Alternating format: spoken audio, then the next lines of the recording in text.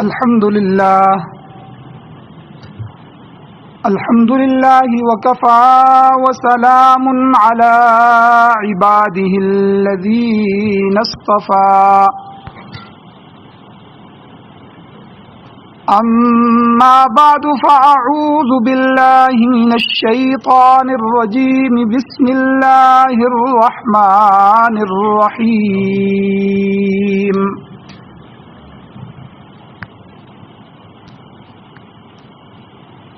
إنا أنزلناه في ليلة القدر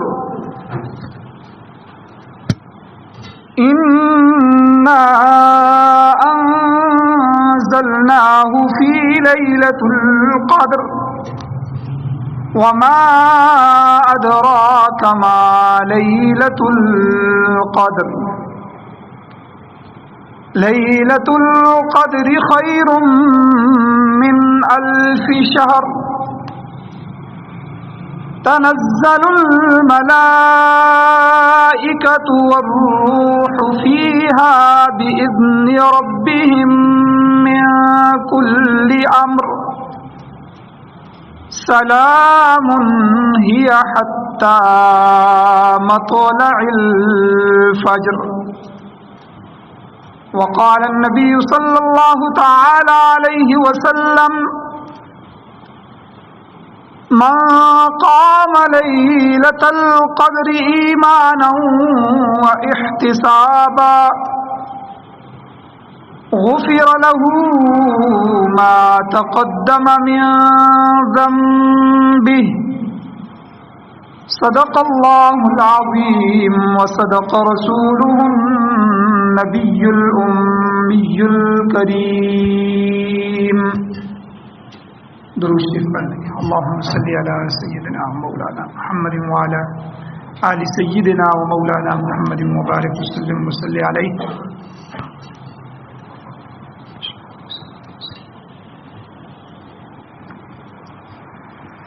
میرے واجب الاحترام میرے بزرگوں، میرے دوستوں، نوجوان ساتھیوں، اللہ تعالیٰ کا احسان ہے، کرم ہے، فضل ہے کہ اللہ نے ہمیں رمضان المبارک عطا فرمایا اور اس کی یہ ساعتیں نیکی کے ساتھ، روزے رکھنے کے ساتھ، قرآن مجید کی تلاوت کرنے کے ساتھ، تراویح میں قرآن مجید پڑھانے، سننے، سنانے کے ساتھ، اور جس طرح حدیث مبارکہ میں اللہ کے نبی نے فرمایا ایمانا و احتسابا، ایمان کے ساتھ اور ثواب کی نیت سے اللہ نے ہمیں یہ عطا فرمایا.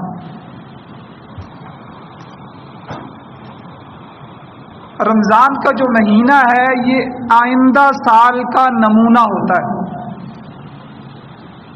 حضرت مجدد الفسانی رحمۃ اللہ علیہ فرماتے ہیں کہ رمضان المبارک انسان کے آئندہ سال کے لیے مثال ہوتا ہے، نمونہ ہوتا ہے. جس نے یہ مہینہ دل جمی کے ساتھ، نیکیوں کے ساتھ، عبادت کے ساتھ اور اللہ کو راضی کرنے کے ساتھ گزار لیا، اس کا آنے والا سال بھی اسی طرح دل جمی کے ساتھ گزرے گا اور عبادت کے ساتھ گزرے گا. جس آدمی نے اس مہینے کو بے دلی کے ساتھ ضائع کرتے ہوئے تردد، شک اور شبہات اور انتشار کے ساتھ گزار دیا تو اس کا آئندہ سال بھی اسی طرح گزرنے کا اندیشہ ہے.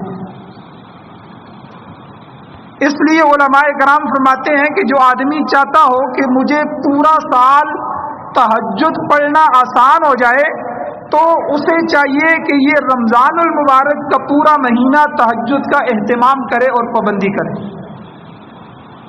کیونکہ یہ تربیت کا زمانہ ہے.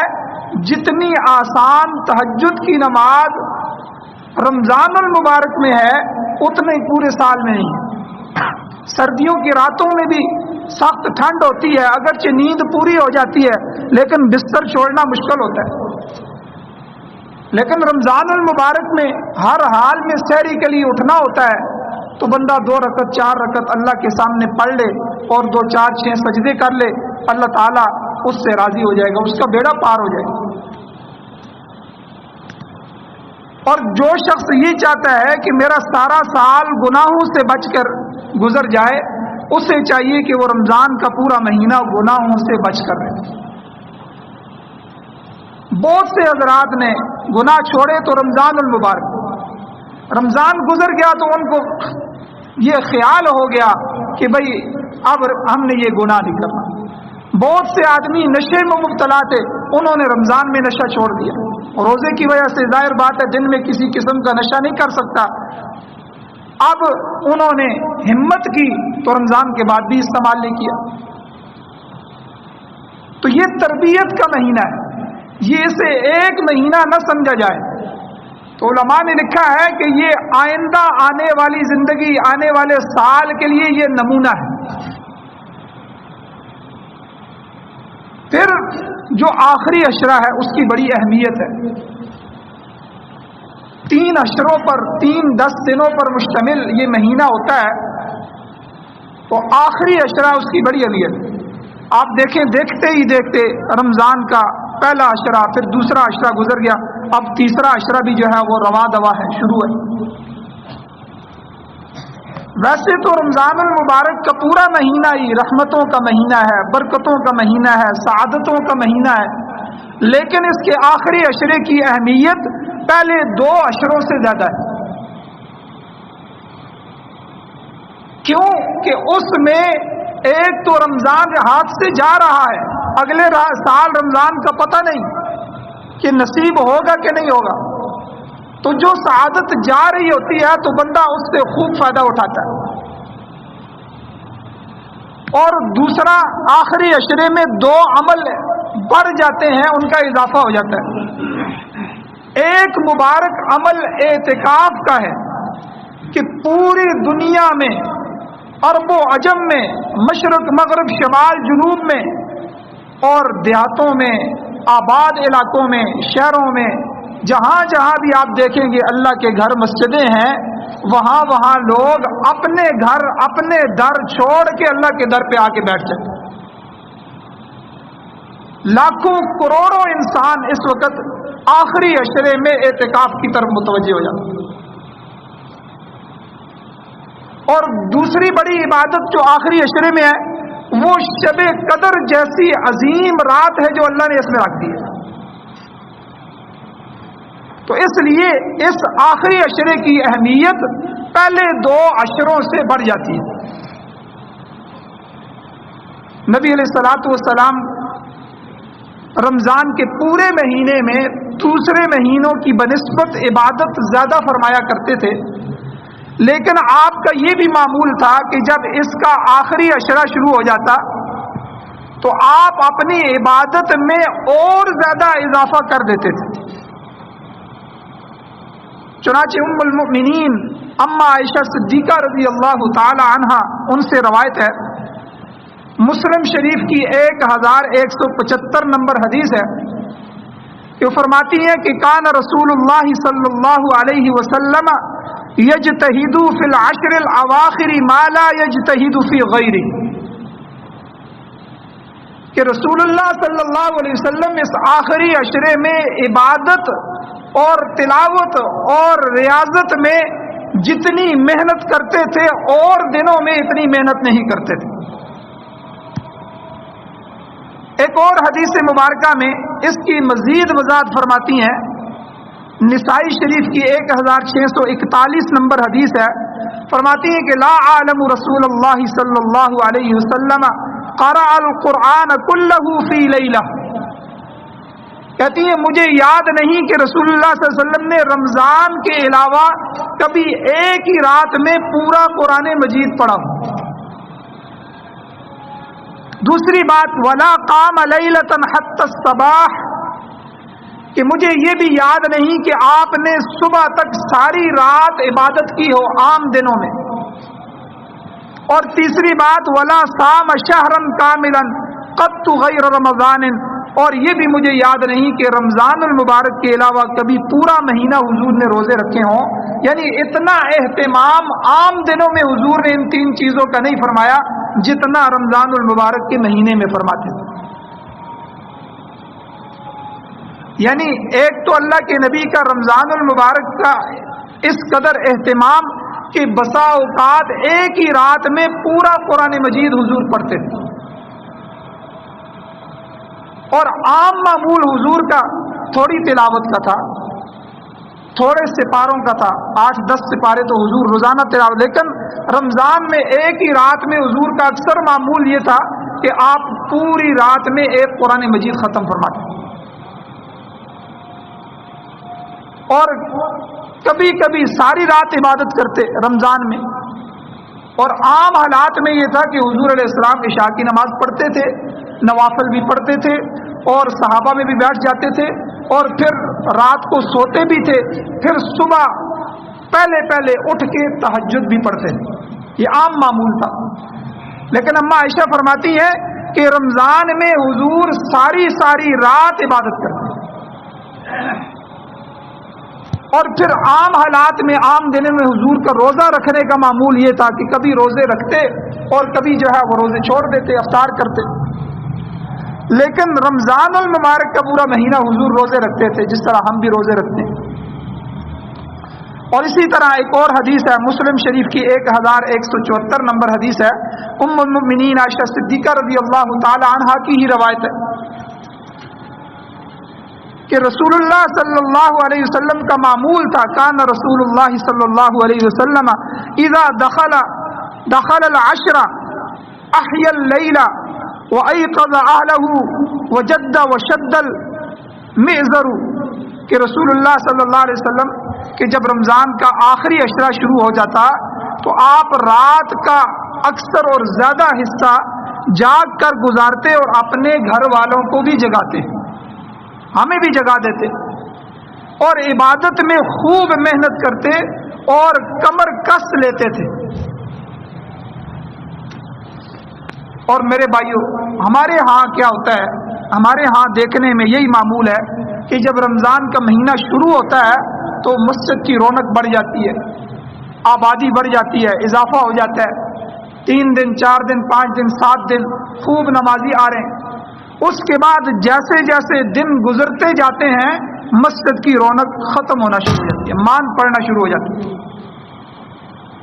یہاں تک کہ رمضان کا آخری عشرہ شروع ہوتا ہے تو کئی مساجد کی رونق اور آبادی شروع کی آبادی سے آدھے سے بھی زیادہ کم ہو جاتی ہے.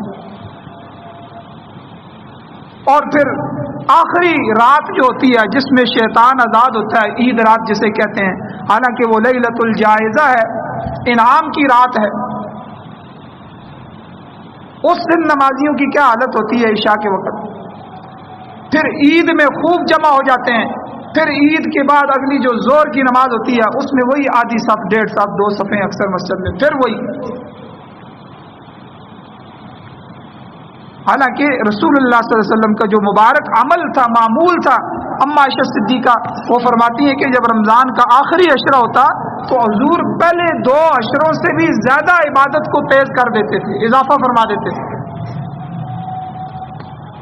تو حضور کا آخری عشرے میں عبادت کا اس قدر زیادہ اہتمام کرنا اور اس کے لیے کمر بستہ ہو جانا اور اس کے لیے گھر والوں کو بھی جگانا، یہ ہمارے لیے بڑا سبق ہے کہ آخری عشرے کو ضائع کرنے کی بجائے اس میں عبادت، ریاضت، مجاہدہ اور زیادہ سے زیادہ اضافہ کرنا چاہیے. اور اسی طرح اعتکاف کی سنت، آخری عشرے کا ایک اور عمل، ایک تو یہ ہے کہ وہاں ریاضت، عبادت کا عشرہ ہے، عبادت میں اضافہ کرنا ہے اور اپنے گھر والوں کو بھی متوجہ کرنا ہے، ترغیب دینی ہے. تو دوسرا بڑا عمل آخری عشرے کا وہ اعتکاف کا عمل. اعتکاف کا معنی ہی گوشہ نشینی، خلوت، تنہائی اختیار کر لینا. اور اعتکاف کی شرعی حیثیت کیا ہے کہ اللہ کا قرب اور اللہ کی رضا حاصل کرنے کے لیے مسجد میں آ کے ٹھہر جانا، مسجد میں وقوف کرنا. رمضان المبارک کا آخری عشرہ اعتکاف کرنا یہ نبی صلی اللہ علیہ وسلم کی سنت مؤکدہ علی الکفایہ ہے، یعنی یہ ایسی سنت ہے کہ محلے میں سے کوئی ایک آدمی بھی اعتکاف کر لے تو سب کی طرف سے ادا ہو جائے گی، لیکن اللہ نہ کرے اگر کوئی ایک آدمی بھی اعتکاف نہ کرے تو سب محلے والے ترک سنت کی وجہ سے گناہگار ہو جائیں، اللہ کے غضب میں آ جائیں۔ آپ اندازہ لگائیں، اللہ تعالیٰ نے قرآن مجید میں مسجد کا ایک اہم مقصد اعتکاف کرنا بیان فرمایا کہ مساجد بہت سارے مقاصد کے لیے، اللہ کی عبادت کے لیے، قرآن کی تلاوت کے لیے، 5 وقت کی نمازوں کی جماعت کو قائم کرنے کے لیے بہت سے مقاصد ہیں مسجد کے، ان میں سے ایک مقصد اللہ نے اعتکاف کرنا بیان فرمایا۔ دیکھیں قرآن مجید میں سورہ بقرہ کی 125 نمبر آیت ہے کہ اللہ تعالیٰ حضرت ابراہیم علیہ السلام اور حضرت اسماعیل علیہ السلام کو بیت اللہ کی تعمیر کرنے کا حکم دیا اور اس کی صفائی رکھنے کا حکم دیا۔ وہاں اللہ نے اعتکاف کرنے والوں کا بھی ذکر فرمایا۔ اللہ کہتے ہیں وَعَهِدْنَا إِلَىٰ إِبْرَاهِيمَ وَإِسْمَاعِيلَ، ہم نے ابراہیم اور اسماعیل اپنے دونوں نبیوں کو حکم دیا کہ أَن طَهِّرَ بَيْتِيَ، کہ میرے گھر کو صاف کرو، میرے گھر کو ستھرا رکھو۔ کس کے لیے؟ ان طاہر بیتیا للطائفین، طواف کرنے والوں کے لیے۔ بیت اللہ میں ایک بڑی عبادت جو ہے جو دنیا کی کسی مسجد میں نہیں ہوتی، وہ عبادت جو بیت اللہ کے ساتھ خاص ہے، مسجد نبوی میں نہیں ہو سکتی، وہ طواف ہے۔ تو میرے گھر میں آنے والے طواف کرنے والوں کے لیے میرے بیت اللہ کو بناؤ، تعمیر کرو اور اس کو صاف ستھرا کرو۔ دوسرا کس کے لیے؟ والعاکفین، اعتکاف کرنے والوں کے۔ دنیا آ رہی ہے اور میرے گھر میں اعتکاف کر رہی ہے، ٹھہر رہی ہے، یہاں بیٹھ رہے ہیں، تو ان اعتکاف کرنے والوں کے لیے میرے گھر کو پاکیزہ بناؤ۔ والرکع السجود، اور رکوع اور سجدہ کرنے والوں کے لیے میرے گھر کو پاکیزہ بناؤ۔ تو اللہ تعالیٰ نے مسجد کے مقاصد میں سے ایک مقصد اعتکاف کرنا یہاں بیان کر رہا ہے۔ اب حضور علیہ السلام کا اعتکاف کیا تھا؟ اعتکاف کی اہمیت کا آپ اس بات سے اندازہ لگا سکتے ہیں کہ اللہ کے نبی صلی اللہ علیہ وسلم ہر سال اعتکاف فرمایا کرتے تھے۔ چنانچہ ام المؤمنین حضرت عائشہ صدیقہ رضی اللہ تعالی عنہ کی روایت ہے، بخاری شریف کی 2026 نمبر حدیث ہے کہ ان النبی صلی اللہ علیہ وسلم کان یعتکف العشر الاواخر من رمضان حتی توفاہ اللہ عز وجل ثم اعتکف ازواجہ من بعدہ، کہ نبی صلی اللہ علیہ وسلم اپنی وفات تک رمضان کے آخری عشرے میں اعتکاف کیا کرتے تھے، پھر آپ کے بعد آپ کی ازواج مطہرات بھی اسی طرح اعتکاف کیا کرتے تھے۔ احادیث مبارکہ سے معلوم ہوتا ہے کہ رسول اللہ صلی اللہ علیہ وسلم ہر سال اعتکاف فرمایا کرتے تھے، اور بلکہ ایک سال آپ سفر کی وجہ سے، جہاد کا سفر تھا، عذر تھا، آپ اس سال اعتکاف نہ کر سکے تو آپ علیہ السلام نے آئندہ سال 20 دنوں کا اعتکاف فرمایا، اس کی قضا فرمائی۔ حالانکہ اعتکاف کی قضا نہیں ہوتی، سنتوں کی قضا نہیں ہوتی، لیکن حضور کا شوق تھا، عذر کی وجہ سے بندہ عذر معذور ہوتا ہے، لیکن حضور نے اس کو اگلے سال پورا کیا۔ حدیث میں آتا ہے، ابو داؤد شریف کی 2463 نمبر حدیث ہے، عن ابی بن کعب رضی اللہ تعالی عنہ، ابی بن کعب رضی اللہ تعالی عنہ سے روایت ہے کہ رسول اللہ صلی اللہ علیہ وسلم رمضان کے مہینے کے آخری عشرے میں اعتکاف فرمایا کرتے تھے۔ آپ ایک سال سفر کی وجہ سے اعتکاف نہ کر سکے تو آپ نے آئندہ سال 20 دن کا اعتکاف فرمایا۔ بلکہ اس سے بھی پہلے کہ جب ابتدا ہوئی، ابتدا میں جب آپ علیہ السلام کو اتنا بتا دیا گیا تھا کہ اس پورے مہینے میں اللہ نے ایک رات بنائی ہے جسے شب قدر کہتے ہیں، لیلۃ القدر کو اللہ نے جو 1000 مہینوں سے افضل اور بہتر ہے، تو آپ علیہ السلام نے ایک سال جو ابتدائی سال تھا شب قدر کو تلاش کرنے کے لیے رمضان المبارک کے پورے مہینے کا اعتکاف فرمایا۔ حضرت ابو سعید خدری رضی اللہ تعالیٰ عنہ کی حدیث موجود ہے، بخاری شریف کی 813 نمبر حدیث ہے۔ وہ فرماتے ہیں صحابی رسول کے رسول اللہ صلی اللہ علیہ وسلم نے رمضان کا پہلا عشرہ اعتکاف کیا تو ہم صحابہ نے بھی آپ کے ساتھ اعتکاف کیا۔ پھر جبرائیل امین تشریف لائے اور انہوں نے کہا کہ حضور جس رات کو آپ تلاش کر رہے ہیں وہ یہاں نہیں ہے، وہ آگے ہے۔ اب بھی تعیین نہیں کی گئی۔ چنانچہ آپ علیہ السلام نے پھر دوسرے 10 دنوں کا، دوسرے عشرے کا بھی اعتکاف فرمایا اور ہم صحابہ نے بھی حضور کے ساتھ اعتکاف فرمایا۔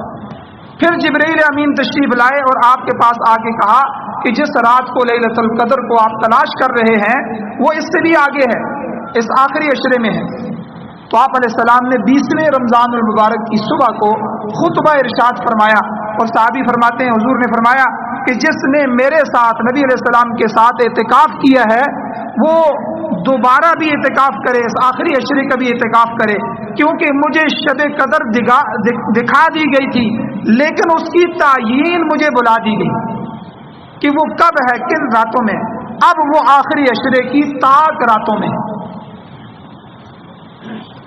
ایک اور حدیث مبارکہ میں آپ نے فرمایا کہ شب قدر کو آخری عشرے کی تاک راتوں میں تلاش کرو، بخاری شریف کی حدیث ہے۔ اما عائشہ فرماتی ہیں کہ رسول اللہ صلی اللہ علیہ وسلم نے فرمایا تحروا لیلۃ القدر فی الوتر من العشر الاواخر من رمضان، کہ شب قدر کو رمضان کے آخری عشرے کی تاک راتوں میں تلاش کرو۔ تو اس سے معلوم ہوا کہ اعتکاف کا ایک مقصد لیلۃ القدر کی تلاش بھی ہے۔ اور لیلۃ القدر کیا ہے؟ یہ اس امت کے لیے اللہ کا سب سے بڑا انعام ہے۔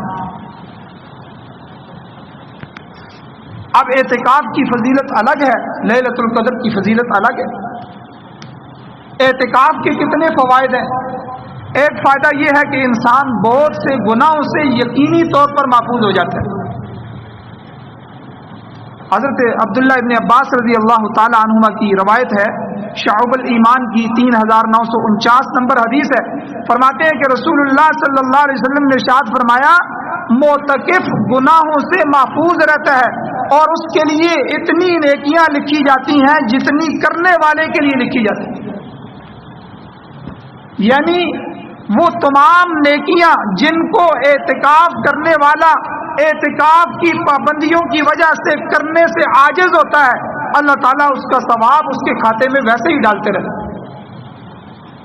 مثلا اعتکاف کرنے والا جنازہ ہوتا تھا تو جنازہ پڑھنے کے لیے جاتا تھا، کوئی عزیز و اقارب سے ملنے کے لیے جاتا تھا، کوئی بیمار ہو جاتا تو اس کی بیمار پرسی کے لیے بھی جاتا تھا، اور دوسرے کسی کی مدد کی ضرورت ہو تو اس کے ساتھ چل کے اس کی مدد کے لیے بھی جاتا تھا۔ تو یہ ساری نیکیاں وہ عام دنوں میں کرتا تھا۔ ظاہر بات ہے کہ جب اعتکاف بیٹھ گیا اب یہ باہر نہیں نکل سکتا، تو حضور نے کیا فرمایا کہ اللہ تعالیٰ ایک تو اس کو گناہوں سے محفوظ فرما دیتے ہیں، دوسرا اس کے لیے وہ تمام نیکیاں لکھ دی جاتی ہیں، جاری کر دی جاتی ہیں، اس کے کھاتے میں ڈال دی جاتی ہیں کہ جن کو وہ غیر اعتکاف میں کیا کرتا تھا۔ کتنی بڑی فضیلت ہے اعتکاف۔ اس کی مثال اس طرح سمجھ لیں کہ ایک بندہ ڈیوٹی پہ جا کے تنخواہ لے اور ایک بندہ اس کے لیے اعلان ہو جائے کہ تم گھر بیٹھ کے تنخواہ لو۔ اتنی بڑی نیکیاں جو بندہ مشقت کر کے جنازے کے لیے وقت نکال کے آئے گا، جنازہ پڑھے گا یا کسی کے ساتھ چل کے جائے گا، اور ایک بندہ اللہ کے گھر میں بیٹھا ہوا ہے اور اس کو مفت کی وہ نیکیاں مل رہی ہیں۔ تو یہ اعتکاف کرنے والوں کی فضیلت ہے جو حضور نے بیان کی۔ اور دوسری فضیلت کیا ہے؟ حضرت عبداللہ ابن عباس رضی اللہ تعالی عنہما کی روایت ہے، شعب الایمان کی 3965 نمبر حدیث ہے۔ فرماتے ہیں کہ رسول اللہ صلی اللہ علیہ وسلم نے ارشاد فرمایا کہ جس آدمی نے اللہ کی رضا کے لیے ایک دن کا اعتکاف کیا، آپ حضرات کو مبارک ہے کہ آپ 10 دنوں کا آخری عشرے کا اعتکاف بیٹھ رہے ہیں۔ ایک دن کی اعتکاف کی فضیلت صحابی اللہ کی نبی کی زبانی سے بیان فرما رہے ہیں کہ جس نے ایک دن کا اعتکاف کیا اللہ اس شخص کے اور جہنم کے درمیان 3 خندقیں حائل کر دیتے ہیں، 3 خندقیں اس کو جہنم سے دور کر دیتے ہیں۔ پھر حضور نے تشریح فرمائی کہ ہر ایک خندق کی چوڑائی اتنی ہے جتنا مشرق سے لے کر مغرب کے درمیان تک کا فاصلہ ہے۔ یعنی مشرق کہاں ہے اور مغرب کہاں ہے، بندہ سفر ہی نہیں کر سکتا، تو اتنے 3 فاصلے اللہ ایک دن کے اعتکاف کی برکت سے اس معتکف کو جہنم سے دور کر دیتے ہیں۔ اور ایک اور فضیلت اعتکاف کرنے والی کی حضور علیہ السلام نے بیان فرمائی حدیث میں کہ جو آدمی اعتکاف بیٹھتا ہے تو اللہ تعالیٰ اس کو اعتکاف کی برکت سے اعتکاف کا ثواب تو ملتا ہی ملتا ہے، پھر اعتکاف کے اندر لیلۃ القدر بھی مل جاتی ہے، پھر اس نے جو نیکیاں کرنی ہے تلاوت ذکر وغیرہ اس کا بھی ثواب مل جاتا ہے۔ اس کے علاوہ جو بونس کے طور پہ اللہ اس کو دیتے ہیں، تنخواہ تو مل گئی بیٹھے بٹھائے، بونس جو ملے، اضافی تنخواہ، اضافی پیسے جو ملے، کیا فرمایا حضور نے حدیث مبارکہ میں؟ اللہ اعتکاف کرنے والے کو 2 حج اور 2 عمروں کا ثواب عطا فرماتا۔ اب دیکھیں کتنی موجیں ہیں۔ وقت ان کا بھی گزر رہا ہے جو اعتکاف نہیں بیٹھے، وقت ان کا بھی گزر رہا ہے جو اعتکاف کے اندر بیٹھے ہیں، لیکن دونوں کے وقت کی قیمت ہے، قیمت لگائی جا رہی ہے، اور یہ ثواب اور یہ نیکیاں اور یہ فضائل یہ کل قیامت کے دن جب حشر کے میدان میں ترازو لگے گا، تولا جائے گا، پھر پتہ چلے گا کہ میں نے ان دنوں میں دنیا کتنی کما لی، باقی کتنی محنت کر لی، اور ان حضرات نے کتنی محنت کر لی۔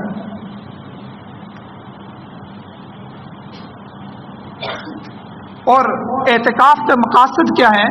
اعتکاف کا ایک مقصد نمازوں کا انتظار کرنا ہے۔ علماء نے لکھا ہے، اللہ کے نبی نے فرمایا جو شخص مسجد میں آ جاتا ہے اور نماز کا انتظار کرتا ہے، اس لیے نماز کے لیے کچھ 5, 10 منٹ 20 منٹ پہلے آ جانا چاہیے اگر وقت ہو تو اس میں حضور نے فرمایا کہ جتنی دیر انتظار کرتا ہے اللہ اس کو کامل نماز کا ہی ثواب عطا فرماتے رہے، یعنی وہ گویا کہ کھڑے ہو کے نماز ہی پڑھ رہا ہے۔ اور معتکف جب مسجد میں آ جاتا ہے، اس کا قیام مسجد میں ہو جاتا ہے، تو گویا کہ ایک نماز کے بعد وہ دوسری نماز کے انتظار میں ہے، تو اس کو برابر 10 دن نمازوں کے ثواب ملتے رہتے ہیں، یہ اس سے اوپر کا اجر ہے۔ اور اعتکاف کا ایک مقصد یہ ہے کہ بندہ اپنے رب کے در پہ آ کے بیٹھ جائے کہ یا اللہ میں نے سارے در چھوڑ دیے، دکان کا در تھا، تجارت کا در تھا، عزیز و اقارب کے در تھے، اپنے گھر کا در تھا، سارے در چھوڑ کے میں تیرے در کا سوالی بن گیا ہوں، تیرے در پہ آ گیا ہوں، اب تیری رحمت کو لے کر ہی یہاں سے جاؤں۔ اور اعتکاف کا ایک مقصد تیسرا کیا ہے؟ شب قدر کی تلاش، جیسا کہ حدیث مبارکہ میں کہ آپ علیہ السلام نے شب قدر کی تلاش کے لیے رمضان کا پہلا عشرہ اعتکاف کیا، پھر دوسرا اعتکاف کیا، پھر تیسرا عشرہ بھی اعتکاف کیا، پھر آپ نے فرمایا کہ شب قدر آخری عشرے کی تاک راتوں میں تلاش کرو۔ اسی طرح اس امت محمدیہ کی بھی اپنی فضیلت ہے، یہ آپ کی اور میری کتنی قدر ہے اللہ کے ہاں ہم جانتے نہیں ہیں۔ قدر شناس کو پتا ہے کہ میری قدر کیا ہے، لوگ تو پہلے بھی آئے، نبی تو پہلے بھی آئے، امتیں تو پہلی بھی گزری ہیں، لیکن اس امت اور پہلی امتوں میں کتنا فرق ہے، اس امت اور پہلی امت کی فضیلتوں میں کتنا فرق ہے، اور پہلی امتوں کے لیے کتنے کڑے امتحانات اور احکامات تھے، اور اس امت کے لیے اللہ نے کتنی مہربانی فرمائی اور کتنی آسانیاں فرمائی۔ اللہ تعالیٰ نے اپنے محبوب نبی کریم صلی اللہ علیہ وسلم کے صدقے آپ کی امت پر بڑے انعامات فرمائے۔ ایک انعام یہ بھی فرمایا کہ گزشتہ امتوں کی، گزشتہ انبیاء کی جو امتیں تھیں ان کو سالہ سال کی عبادت اور ریاضت پر اتنا اجر و ثواب نہیں ملتا تھا جتنا اس امت کو تھوڑی سی عبادت کرنے پہ مل جاتا تھا۔ حدیث سنیے، نبی علیہ الصلوۃ والسلام نے اس کو سمجھانے کے لیے کہ پہلی امتوں کو محنت زیادہ کرنی پڑتی تھی، ثواب کم ملتا تھا، اس امت کو محنت تھوڑی کرنی پڑتی ہے، ثواب زیادہ دیا جاتا ہے۔ اب مالک، فیکٹری کا مالک کسی آدمی پہ خوش ہو یا وہ اس کا اپنا عزیز و قارب ہو، باقیوں کی دہاڑی وہ 2000 روپیہ رکھے، اس کو کہے کہ تو بھی اتنا ہی کام کر یا اس سے تو آدھے دن کا کام کر، تجھے میں 4000 دوں، یہ اس کی مہربانی ہے۔ حضور نے یہی مثال حدیث میں سمجھائی۔ حضور نے فرمایا صحابہ کو، انما مثلکم ومثل الیہود والنصارى اے میرے صحابہ تمہاری مثال اور تم سے پہلی امتوں میں سے یہودی اور عیسائیوں کی مثال ایسی ہے. وہ بھی یہود و نصارہ بھی تورات اور انجیل یہ بھی آسمانی کتابیں تھی, آسمانی شریعت تھی. ان کے نبی بھی آسمانی منتخب شدہ اللہ کے نبی تھے. حضور نے فرمایا آپ کی اور ان کی مثال ایسی ہے جیسے کسی آدمی نے کچھ مزدور کام پر رکھے اور ان مزدوروں سے کہا کہ من یعمل لی الی نصف النہار علی قیرات کہ کون ہے جو میرے لیے صبح سے لے کر دوپہر تک کام کرے گا, میں اس کو 1 قیرات اجرت دوں گا مزدوری سے. جیسے ہم صبح جاتے ہیں مزدور لیتے ہیں, اس سے کام اور وقت طے کر لیتے ہیں, بھئی آپ نے اتنے وقت کام کرنا ہے, بتاؤ مزدوری کیا ہے, اتنی مزدوری میں آپ کو دوں گا. حضور نے فرمایا اس آدمی نے مزدور رکھے, ان مزدوروں میں سے کچھ سے یہ طے کیا کہ صبح سے لے کر دوپہر تک کتنا لمبا وقفہ ہوتا ہے, اس میں کام کرو گے تو میں تمہیں اجرت مزدوری 1 قیرات دوں گا. اور پھر حضور نے فرمایا اس پر یہودیوں نے صبح سے دوپہر تک کام کیا اور ان کو 1 قیرات اجرت مل گئی. پھر اس آدمی نے کہا کہ کون ہے جو میرے لیے ظہر سے لے کر عصر تک کام کرے گا اور میں اس کو بھی 1 قیرات اجرت دوں گا. آپ دیکھیں صبح سے ظہر تک وقت زیادہ ہوتا ہے, ظہر اور عصر تک وقت کم ہو گیا اس کی بنسبت, لیکن مزدوری 1 قیرات ہے. پھر حضور علیہ السلام نے فرمایا اس پر نصارہ نے یعنی عیسائیوں نے ظہر سے عصر تک کام کیا اور ان کو بھی 1 قیرات اجرت مل گئی. پھر اس آدمی نے کہا کہ کون ہے جو میرے لیے عصر سے مغرب تک کام کرے گا, میں اس کو 1 کی بجائے 2 قیرات اجرت دوں گا. تو حضور نے فرمایا اے میرے صحابہ اس پر تم نے عصر سے مغرب تک کام کیا اور اللہ نے تمہیں 2 قیرات اجرت عطا فرمائی, تمہیں دگنی اجرت, دگنا اجر اللہ نے عطا فرمایا. پھر حضور نے فرمایا فغضبت الیہود والنصارى, یہود و نصارہ اس پر ناراض ہو گئے, کہنے لگے نحن اکثر عملا واقل عطاء کہ ہم نے کام زیادہ دیر کیا لیکن ہمیں اجرت کم ملی, جبکہ اس امت نے عصر سے مغرب تک تھوڑا سا کام کیا اور ہم سے دگنا اس کو اجرت ملی.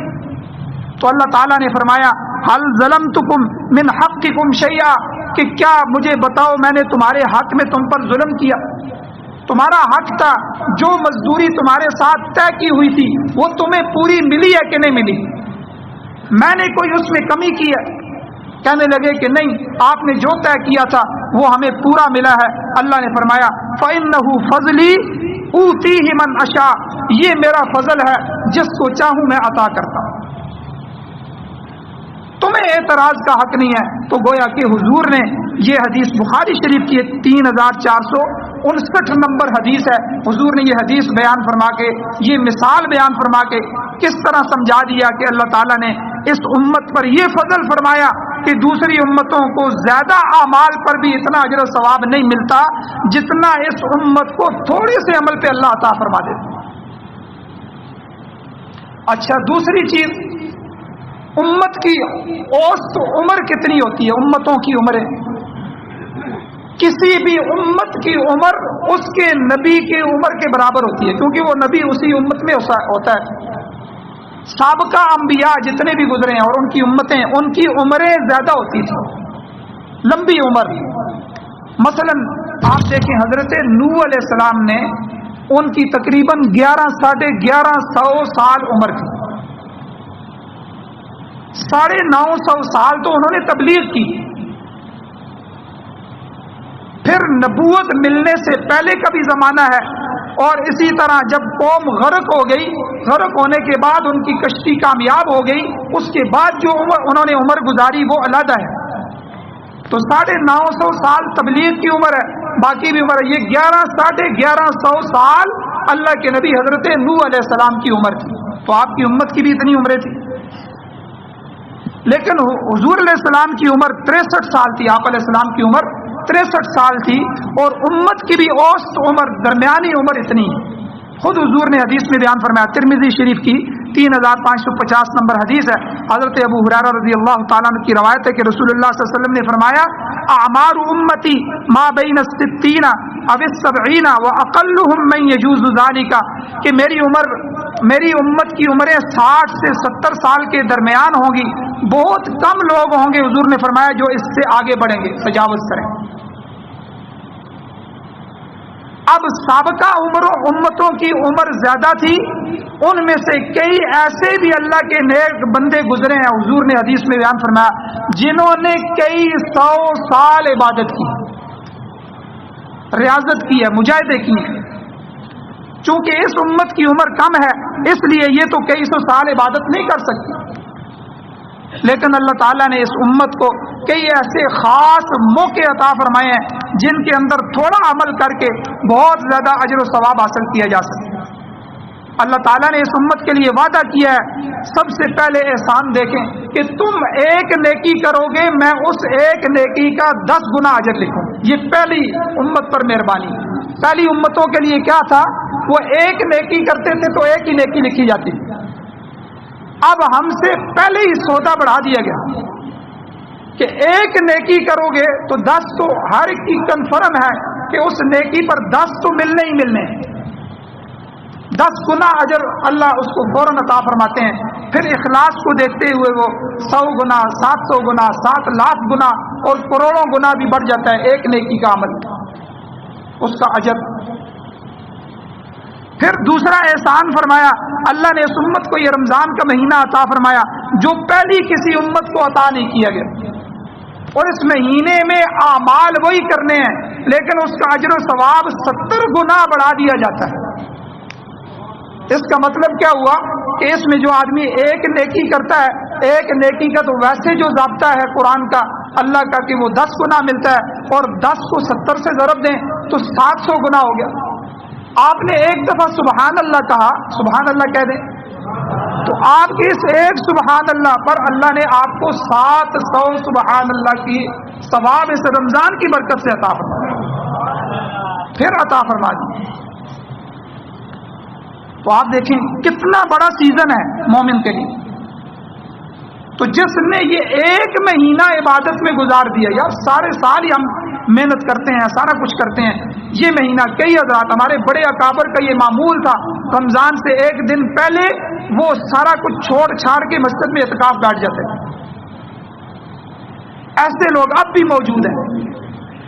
تو اس ایک مہینے کا، ویسے عام دنوں میں ایک مہینے کا ثواب 10 مہینوں کے برابر ہے، تو یہ اس ایک مہینے کا ثواب 700 مہینوں کے برابر ہوگا۔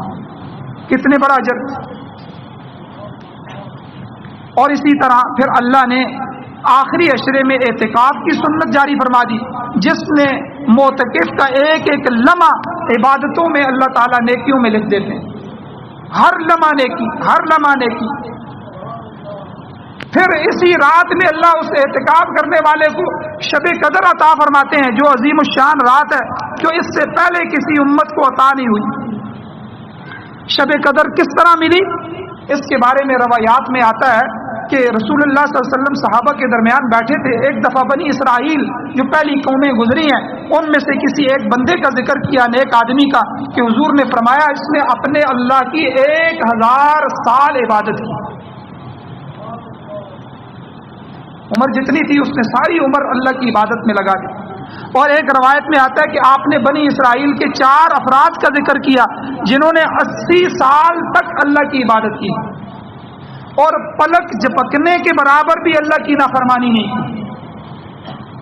صحابہ کو حیرت ہوئی، دل میں ایک درد اٹھا کہ ہماری عمر ہی 70 سال ہے، 80 سال ہے، اور یہ تو 100 سال، 1000 سال عبادت کر رہے ہیں، کل ہمارا کیا ہوگا؟ فکر پیدا ہوئی، انہوں نے حضور سے اس کو عرض بھی کیا، تو اللہ تعالیٰ نے جبرائیل امین کو یہ سورہ قدر دے کے بھیجی، لیلۃ القدر، سورہ انا انزلناہ فی لیلۃ القدر، کہ ہم نے اس قرآن مجید کو اس لیلۃ القدر کی رات میں اتارا۔ امام زہری فرماتے ہیں اس رات کو لیلۃ القدر اس لیے کہا جاتا ہے، یہ بڑی قدر اور منزلت والی رات ہے۔ اور اسی طرح شیخ ابو براق فرماتے ہیں اس رات میں عبادت اور ذکر کی وجہ سے جو بے قدر لوگ ہوتے ہیں اللہ ان کی قدر و منزلت بنا دیتے ہیں، تو بے قدروں کو قدر مل جاتی ہے، اس لیے اس کا نام لیلۃ القدر۔ اسی طرح شب قدر کی فضیلت میں کہ جس طرح سال کے 12 مہینوں میں سے رمضان المبارک کو فضیلت ہے جو کسی دوسرے مہینے کو حاصل نہیں ہے، اسی طرح راتوں میں سے شب قدر کو وہ فضیلت حاصل ہے جو کسی دوسرے رات کو حاصل نہیں۔ اور اس رات کی ایک فضیلت یہ بھی ہے کہ اللہ تعالیٰ نے قرآن مجید کو لوح محفوظ سے آسمان دنیا پر جہاں فرشتوں کا کعبہ ہے وہاں تک اللہ تعالیٰ نے اس کو نازل کرنے کے لیے رمضان المبارک کا انتخاب فرمایا، پھر رمضان المبارک میں سے اللہ نے لیلۃ القدر کا انتخاب فرمایا۔ اللہ خود قرآن میں فرماتے ہیں شہر رمضان الذی انزل فیہ القرآن ھدی للناس، سورہ بقرہ 185 نمبر آیت ہے کہ یہ رمضان وہ مہینہ ہے جس میں قرآن مجید لوگوں کی ہدایت کے لیے نازل کیا ہے۔ اور سورۃ الدخان کے اندر تیسری آیت اللہ فرماتے ہیں انا انزلناہ فی لیلۃ مبارکہ، ہم نے اس قرآن مجید کو بابرکت رات میں نازل فرمایا۔ پھر مزید وضاحت میں شب قدر کی فضیلت کا اندازہ لگا سکتے ہیں، سورہ قدر میں اللہ تعالیٰ نے اس کے لیے پوری سورت نازل فرمائی کہ ایک تو انا انزلناہ فی لیلۃ القدر، ہم نے شب قدر میں اس کو نازل فرمایا ہے، اور دوسرا اللہ نے فرمایا وما ادراک ما لیلۃ القدر، تمہیں کیا پتہ ہے کہ یہ لیلۃ القدر کیا ہے؟ اللہ خود تعارف کروا رہے ہیں لیلۃ القدر خیر من الف شہر، لیلۃ القدر 1000 مہینوں سے افضل ہے۔ اچھا یہاں علماء نے عجیب نقطہ فرمایا کہ اللہ نے یہ نہیں فرمایا کہ لیلۃ القدر 1000 مہینوں کے برابر ہے، برابر نہیں فرمایا، کہا 1000 مہینوں سے افضل ہے۔ اب 1000 مہینوں سے کتنی افضل ہے؟ اللہ 2 گنا 3 گنا 4 گنا 100 گنا کتنا زیادہ اس کو اللہ تعالیٰ جو ہے ثواب عطا فرماتے ہیں، یہ اللہ ہی جانتا ہے اور کوئی نہیں جانتا۔ تو گویا کہ جس نے اس ایک رات میں عبادت کی گویا اس نے 1000 مہینے سے بھی زیادہ عبادت کر لی، اور اس کی رحمت کا کیا کہنا ہے کہ صرف ایک رات عبادت کرنے پر 1000 راتوں کا نہیں بلکہ 1000 مہینوں سے بھی زیادہ اجر و ثواب اللہ عطا فرما دیتے ہیں۔ پھر اسی صورت میں اللہ نے فرمایا تنزل الملائکۃ والروح فیہا، کہ ایک فضیلت یہ ہے کہ اس رات میں اللہ کی رحمت کے فرشتے کثرت کے ساتھ اترتے ہیں، لہذا فرشتے اور روح القدس جبرائیل امین اترتے ہیں۔ امام قرطبی فرماتے ہیں اس رات میں 7 آسمانوں کے فرشتے جو ہے وہ اترتے ہیں، اور سدرۃ المنتہا جو فرشتوں کا کعبہ ہے، مرکز ہے، وہاں کے فرشتے بھی نازل ہوتے ہیں، اور آ کر جو لوگ اللہ سے دعائیں مانگ رہے ہوتے ہیں ان کی ڈیوٹیاں یہ ہوتی ہیں کہ آپ نے ان لوگوں کی دعاؤں پر آمین کہنا۔ اور حافظ ابن کثیر رحمہ اللہ فرماتے ہیں اس رات میں کثرت کے ساتھ فرشتوں کا نزول اس لیے ہوتا ہے، یہ خیر کثیر ہے اور عظیم برکتوں والی رات ہے۔ بِإِذْنِ رَبِّهِمْ مِنْ كُلِّ أَمْرٍ، اپنے پروردگار سے حکم سے ہر خیر کا معاملہ لے کر فرشتے اترتے ہیں۔ سلام، کہ وہ رات سلامتی والی ہے، تمام فرشتے ایمان والوں کی طرف سے ایمان والوں کو اللہ کی طرف سے سلام پہنچاتے ہیں، اور فرشتوں کی ایک فوج آتی ہے دوسری جاتی ہے، پھر وہ آتے ہیں دوسرے چلے جاتے ہیں، کب تک؟ ہی حتی مطلع الفجر، یہاں تک کہ صبح کی فجر طلوع ہو جاتی ہے۔ حضرت انس فرماتے ہیں رسول اللہ صلی اللہ علیہ وسلم نے فرمایا جب شب قدر ہوتی ہے تو جبرائیل امین فرشتوں کے ایک بڑے لشکر کے ساتھ زمین پر تشریف لاتے ہیں، اور ہر اس شخص کے لیے رحمت کی دعا فرماتے ہیں جو کھڑا ہو یا بیٹھا ہو یا اللہ کا ذکر کر رہا ہو۔ اور اس رات کی فضیلت یہ بھی ہے کہ یہ گناہوں کی معافی کی رات ہے۔ حضور نے فرمایا کہ من قام لیلۃ القدر ایمانا واحتسابا غفر له ما تقدم من ذنبه، جس نے لیلۃ القدر میں قیام کیا، لیلۃ القدر کی رات میں کھڑا ہو گیا، اللہ کے سامنے اس نے اپنے آپ کو بچھا دیا، عاجزی کا اظہار کیا، تو حضور نے کیا فرمایا؟ اللہ اس کے پچھلے سارے گناہ معاف کر دے۔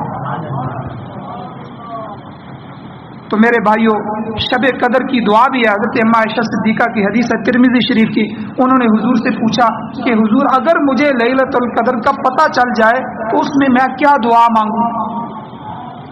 ان لوگوں کا، ان صحابہ کا احسان ہے، حضور سے ہر چیز پوچھ کے ہمیں بتا دی۔ حضور نے فرمایا یہ دعا مانگو، اللہم انک عفو تحب العفو فاعف عنی، اے اللہ آپ بہت معاف کرنے والے ہیں، معافی کو پسند فرماتے ہیں، اے اللہ مجھے معاف فرما دیں۔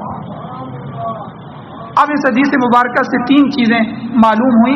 ایک تو اس رات کی مسنون دعا ہمیں پتہ چل گئی کہ ویسے تو ہم خود بھی دعائیں مانگتے ہیں, حضور کی طرف سے دعا پتہ چل گئی. دوسری بات یہ معلوم ہوئی کہ یہ رات اللہ تعالیٰ سے دعائیں مانگنے کی رات ہے. باقی عبادات بھی کی جائیں تو ہر عبادت 2 رکعت نفل پڑھیں, اللہ سے لمبی دعا مانگیں, تھوڑی سی تلاوت کریں, اللہ سے لمبی دعا مانگیں, تھوڑا سا ذکر کریں, اللہ سے لمبی دعا مانگیں, بیٹھے بیٹھے جو ہے وہ اللہ سے مانگتے رہیں. دوسری بات یہ پتہ چلی کہ حضور یہ بھی کہہ سکتے تھے کہ رات کو قرآن کی خوب تلاوت کرو, رات کو یہ کر, حضور نے فرمایا اللہ سے دعا مانگو. تو یہ رات زیادہ تر دعاؤں کی رات ہے. تیسری بات یہ معلوم ہوئی کہ اس رات میں خاص طور پر زیادہ سے زیادہ جو مانگنے کی چیز ہے وہ گناہوں سے معافی مانگنے. اس لیے اس رات میں گناہوں سے معافی مانگنے کی حضور نے دعا سکھلا دی. اب بڑی محرومی ہے اس شخص کے لیے کہ اتنی زیادہ خیر و برکت والی رات ہمیں مل رہی ہے اور ہم اس سے محروم ہو جائیں. حضور علیہ الصلوۃ والسلام نے یہی فرمایا کہ جو اس کے خیر سے محروم ہو گیا وہ آدمی محروم ہی ہے. کہ آدمی اتنی قیمتی رات ضائع کر دے. کتنے ملازم ہیں جو اتنی لمبی لمبی راتوں کی ڈیوٹیاں کرتے ہیں چند پیسوں کے لیے. کیا ہم یہ راتیں جاگ کے گزار نہیں سکتے, ان کا کچھ حصہ گزار نہیں سکتے؟ پھر خاص طور پہ جو طا کراتے ہیں ان میں اہتمام نہیں کر سکتے. اتنے اجر اللہ ہمیں عطا فرما رہے. تو اس لیے میرے بھائیو شب قدر کا پیغام یہ ہے کہ اللہ تعالیٰ تمہیں قربتیں دینا چاہتا ہے, اللہ تمہیں اپنی رحمتوں کی چادروں کے نیچے کرنا چاہتا ہے, اللہ تعالیٰ تمہارے لیے مغفرت اور بخشش کے فیصلے کرنے پر تلا ہوا ہے. اور یہ بہترین وقت ہے, یہ غفلت کا وقت نہیں ہے. اس سے نکل کر اللہ کی رحمت کی چادروں اور بادلوں کے نیچے آ جائے. یہ رمضان کے چند لمحات رہ چکے ہیں اور غفلت کی چادر کو اتار دیا جائے اور یہ قیمتی ترین دن اور راتیں شروع ہیں. اس لیے میرے بھائیوں ان دنوں کو, ان راتوں کو اللہ کے لیے وقف کر دو. اللہ تعالیٰ سے دعا ہے اللہ ہمیں بخشش ہماری فرمائے, ہماری مغفرت فرمائے. اللہ تعالیٰ تمام دعائیں ہمارے حق میں قبول فرمائے. وآخر دعوانا الحمد